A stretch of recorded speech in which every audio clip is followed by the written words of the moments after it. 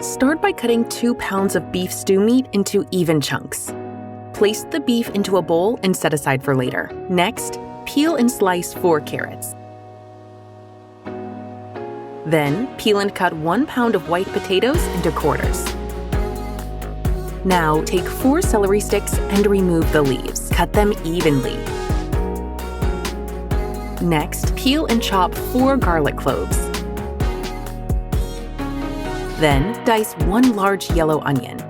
Now, we're going to season the meat. Pat the beef dry with a paper towel. Generously season with kosher salt and ground black pepper.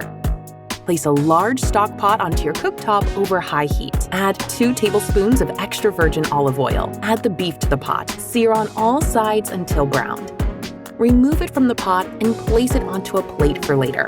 Do not discard the leftover juices in the pot. They are packed with flavor. Now add the onion and garlic to the pot. Sauté for 3 to 4 minutes until the onion has softened. Add 2 tablespoons of tomato paste. Stir, then cook for another minute. Return the beef to the pot. Sprinkle over 2 tablespoons of cornstarch. Stir everything together until the cornstarch has dissolved.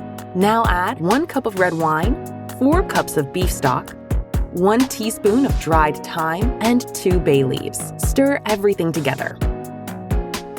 Turn up the heat and bring the broth to a boil.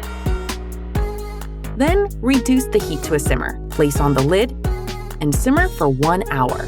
After 1 hour, remove the lid and add the carrots, potatoes, and celery. Mix everything thoroughly together.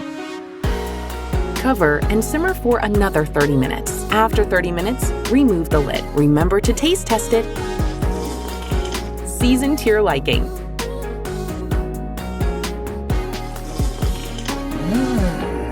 Garnish with fresh thyme.